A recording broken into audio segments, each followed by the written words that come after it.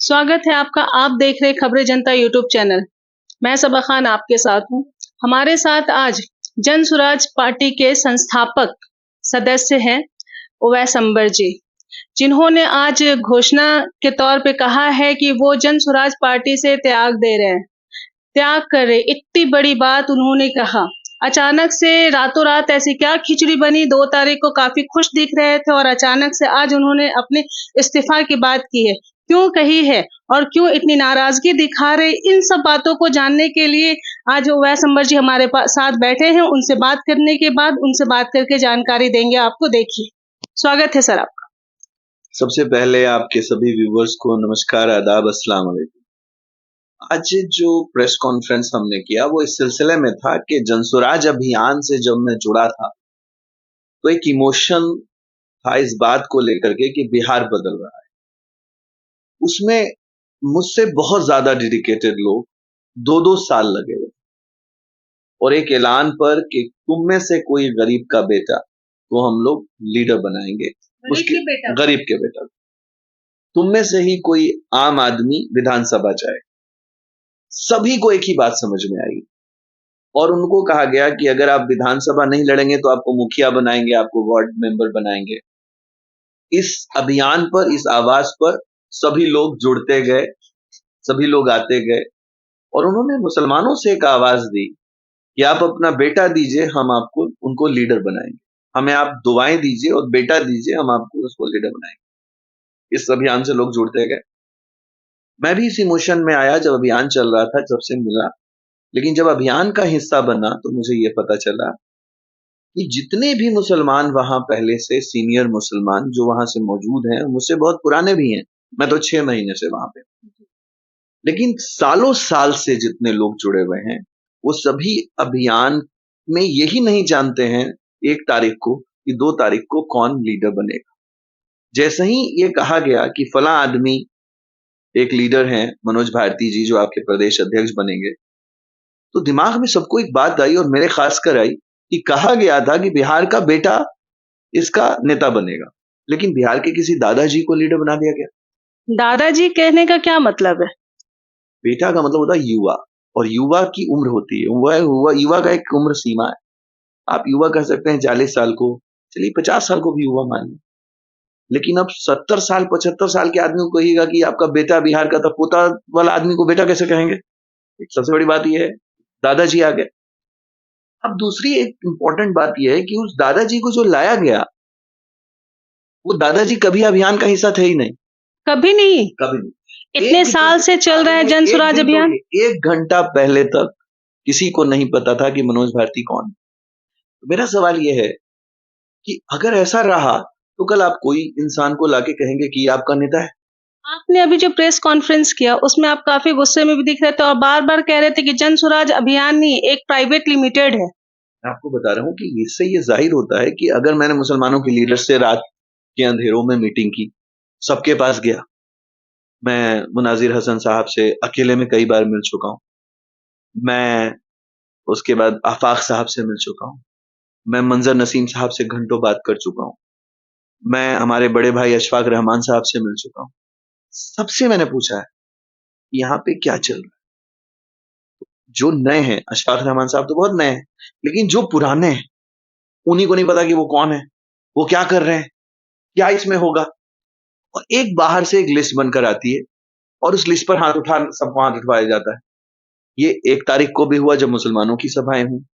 तो ऐसा लगता है कि जैसे कोई एक प्राइवेट लिमिटेड कंपनी चल रही हो और वो बैकएंड में काम कर रही है, फ्रंट से उसको कोई मतलब नहीं है, लीडरशिप से कोई। इसमें कहना ये रहेगा सही कि उन्होंने नेता ने एक प्रोडक्ट लॉन्च किया है क्या? प्रोडक्ट भी ऐसा जिसको कहते हैं कि पहले तुम फंसो फिर दूसरों को फंसाओ, और मैंने इसका नाम रखा है फंसोफसाओ.com प्राइवेट लिमिटेड कंपनी। ऐसी कंपनी जिसमें हर कोई फंसा हुआ है और ये नहीं जानता है कि उसको करना क्या है। फंसा हुआ है, हर कोई फंसा हुआ है इस बात के लिए है कि कोई भी इंसान किसी पार्टी में आता है तो अपनी फेस वैल्यू लेकर आता है और फिर वो ये सोचने लगता है कि यार अब हम क्या करेंगे, बाहर जाके क्या वहां से आए। मेरा कोई पॉलिटिकल बैकग्राउंड नहीं, मैं किसी पार्टी का हिस्सा नहीं रहा हूं, तो मैं कभी किसी पार्टी को छोड़ के नहीं आया हूं। मैं एक अभियान से जुड़ा, जब ये पार्टी बनी, मैंने सबसे अलग-अलग मुलाकात की, लगभग 1500 से 1600 उनके वो ऐसे लोग हैं, जो अभियान के सदस्य हैं, उन सभी के ग्रुप में हूँ मैं, सबको मैं एक-दूसरे को जानता हूँ। मैं उन सभी को इस वीडियो में पूछ रहा हूँ, क्या वो जानते हैं कि वो क्या कर रहे हैं? आप उनसे पूछिए। उनको ही नहीं पता है कि हू दे आर। पार्टी मैंने में कौन लोगों है? से बात की इस मुद्दे पे 2 तारीख को स्थापना वाले दिन काफ़ी भीड़-भाड़ थी, तो लोगों से बात करके कोशिश की कि क्या कहना चाहते हैं लोग। लोगों का कहना है कि जिस तरह आरजेडी, बीजेपी, जेडीयू ने लोगों को ठगा है, प्रशांत किशोर को एक मौका देके देखते हैं, अगर ठगेंगे तो अगले 5 साल के बाद कहाँ जाएँगे? तो इस तरह से उनका कहना है कि ठगने आए हैं, अगर ठगेंगे तो कहीं के नहीं रहेंगे। ये बिहार आपको लगता है कि ये ठगने आए हैं क्या? देखिए, बिहार की जनता इतनी बेवकूफ नहीं है। बिहार को बिहार की पॉलिटिक्स देश की पॉलिटिक्स तय करती है। बिहार में राजनीतिक समझ-बूझ है। मैं पॉलिटिक्स में कभी मेरा बैकग्राउंड नहीं रहा, मेरे दादाजी, मेरे फादर कभी पॉलिटिक्स में नहीं थे, लेकिन मुझे राजनीतिक समझ है। मैं इतना समझ सकता हूँ, मैं अपना आइडियल मेरे प्रोफेट नबी पाक सल्लल्लाहु अलैहि वसल्लम को मानता हूँ। मेरे सहाबा इकराम मेरे आइडियल। मेरे आइडियल कोई प्रशांत किशोर नहीं। मैं उनकी पॉलिसीज पर काम करने की रणनीति को बहुत अच्छा नहीं मानता। जो सबको लेके चले मैं उसको अच्छा मानता हूँ, और वो पॉलिसी हमारे पॉलिसी से मैच करनी चाहिए। मैं आपको दावे के साथ कहता हूँ कि इस्लाम में एक लाइन कहा गया है कि सबसे आखिरी ईमान का दर्जा ये है कि आप गलत होते हुए देखो तो बोलो, अगर मजबूत हो तो ताकत से रोक दो। मैंने वहां हजारों नहीं, 15,000 से ज्यादा मुसलमान को खामोश देखा है। मैं उन सभी से पूछ रहा हूँ कि जब ऐसी पार्टी से तुम सवाल नहीं पूछ रहे हो, जो अभी बन रही है, जिसका कोई कोई राज्यसभा नहीं है, कोई विधानसभा नहीं है, कोई लोकसभा नहीं है, कोई वजूद ही नहीं कोई है जिसका वजूद नहीं है, अभी उससे पूछने में तो डर रहे हो। जब ये वजूद में आएगी तो कैसे पूछोगे? तो फिर तुम अपना हक कैसे जताओगे?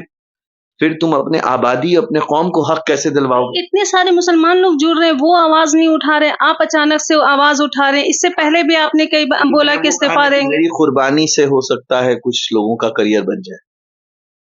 मैं आज सवाल पूछ रहा हूं तो कई लोगों के दिमाग में एक बात आएगा कि इस आदमी ने सही किया। कम से कम मेरा पॉलिटिक्स बिजनेस नहीं हो सकता। मैं कॉलेज चलाता हूं, तो मैं पॉलिटिकल बिजनेसमैन, पॉलिटिक्स मेरा बिजनेस नहीं है। तो लेकिन जिसका पॉलिटिक्स ही बिजनेस है, वो शायद इतनी बुलंद आवाज से इस बात को ना कह सके और ना रोक सके, क्योंकि उसका करियर खत्म हो जाएगा। मेरा करियर पॉलिटिक्स नहीं। आज से पहले भी तो आप इस्तीफ़ा दे रहे थे, फिर अचानक से ऐसा क्या हो गया था कि फिर आप पार्टी में पैचअप हो गए थे? मैं उसकी बात एकदम क्लियर कर देना चाहता हूँ।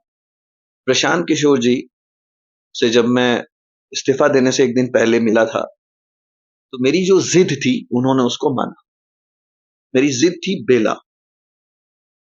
मेरी जिद थी कि बेला से मुसलमान इलेक्शन लड़े और अमजद साहब का नाम मैंने वहां दिया। लेकिन पिछले इस पार्टी के ऐलान के एक हफ्ते से ये भी तय हो चुका है कि 4 जगह जनसुराज इलेक्शन लड़ेगी। ये भी तय हो चुका है कि बेला से भी लड़ेगी। ये भी तय हो चुका है कि मुसलमान ही लड़ेगी। लेकिन लगातार जाकर ये पता लगाने पर अभी तक किसी भी सीनियर पार्टी को ये नहीं पता है कि वहां से इलेक्शन अमजद लड़ेंगे या कोई और लड़ेगा। मेरा सवाल ये है कि जब प्रभारी को नहीं पता है, सबको बताया गया था, मैंने खुद बोला था, उन्होंने मुझे खुद इस बात के लिए कार्यभार दिया था। जब मुझे ही नहीं पता है तो मैं जाके वहां कैंपेन में किससे क्या कहूंगा? इसलिए मुझे लगता है कि यहाँ बहुत बैक एंड में काम होता है और बहुत डार्क में रखा जाता है आपको, और एंड टाइम पर आपको जो फैसला करके सुनाया जाएगा उसको आपको मानना है। जस्ट लाइक लॉलीपॉप थमा करके काम किया जा रहा है क्या? Lollipop is not the only topic. ये एक ऐसी चीज है कि आपको ऑर्डर पास करके दिया जाएगा। जो पदाधिकारी वहां आईएएस आईपीएस, जैसे आप बताते हैं ना कि नीतीश कुमार जी के यहाँ पदाधिकारी सरकार चला रहे हैं, आपके यहाँ कौन चला रहा है? आपके यहाँ तो भयंकर इस तरीके से देखा जाए तो एक भी ऐसा इंसान ही मैं नहीं देख रहा हूं जिसके प्रशांत किशोर के बाद उसको लीडर कहा जा सकता है। बाकी सब पदाधिकारी हैं और उन्हीं के हाथ में सब कुछ है। वहां कोई एक आप देखिएगा, वहां पे कई लड़के ऐसे माइनॉरिटीज के काम कर रहे हैं जो आईपैक के काम करते हैं, दाढ़ी रखे हुए। उसके बाद वो अल्लाह रसूल की बात करते हैं, जाके वो मेरे पास भी आए थे। बिहार बदल रहा है, ये बदल रहा है, हम लोग भी उस इमोशन में आए, यार सही बात है, ये तो बात सच बोल रहा है।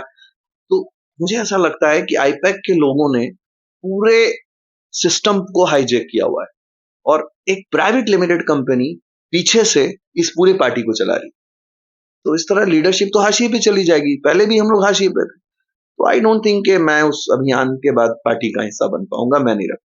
फिर अगर प्रशांत किशोर जी आपसे बात करें, बात करने के बाद फिर से आपके मामलों में सुधार आए तो क्या आप फिर से जुड़ेंगे या परमानेंटली आप पार्टी से अलग हो गए? मैं आपको बता देता चलो, अगर जनसुराज मेरे क्षेत्र से किसी मुसलमान को टिकट देगा, मुझे छोड़कर, मैं तो नहीं लड़ूंगा इलेक्शन, ठीक है?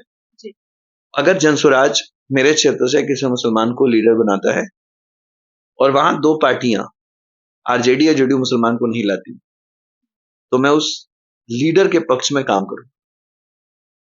मैं हमेशा वो बात करूंगा जो हक की है, पहले से उसी चीज की लड़ाई लड़ रहा हूं। मेरे विधानसभा से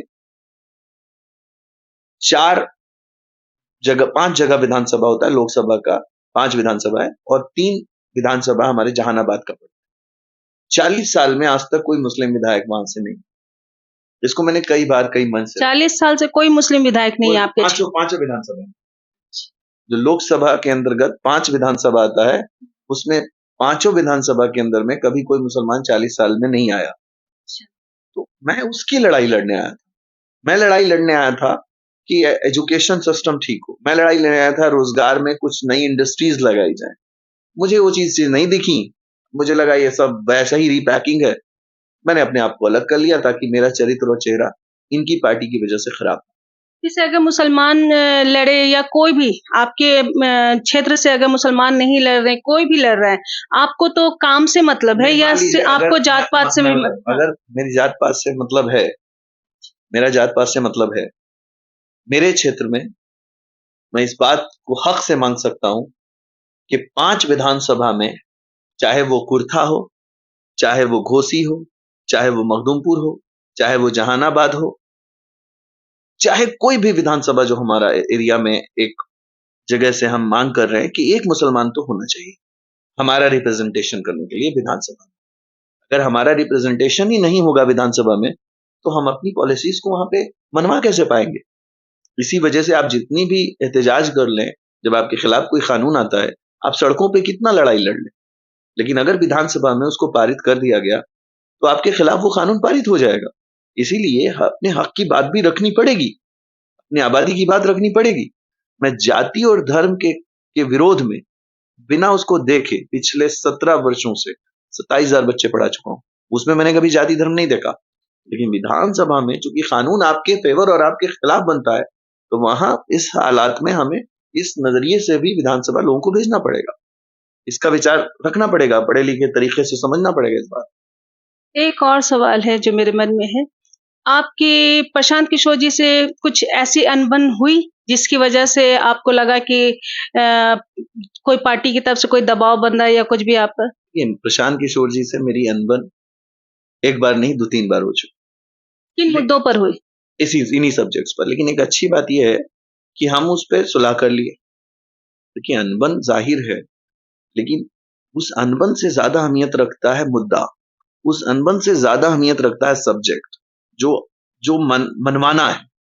अगर हमारी लीडरशिप यहां भी हाशिए पे पहुंच गई, तो इससे बड़ी बदनसीबी नहीं होगी बिहार के लिए कि तीसरी पार्टी जो विकल्प के रूप में देखने से गई थी, वहां भी हम ऐसे ही हाशिए पे पहुंच गए। तो इसलिए मैंने ये पूरा कदम उठाया। धन्यवाद हमारे साथ बात करने के लिए।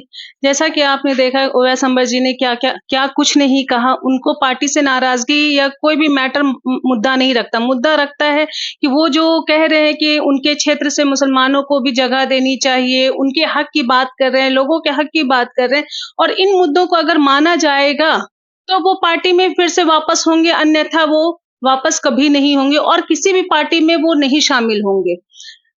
हमारे साथ बने रहने के लिए धन्यवाद और हमारे चैनल को लाइक, शेयर और सब्सक्राइब करना बिल्कुल ना भूलें। धन्यवाद।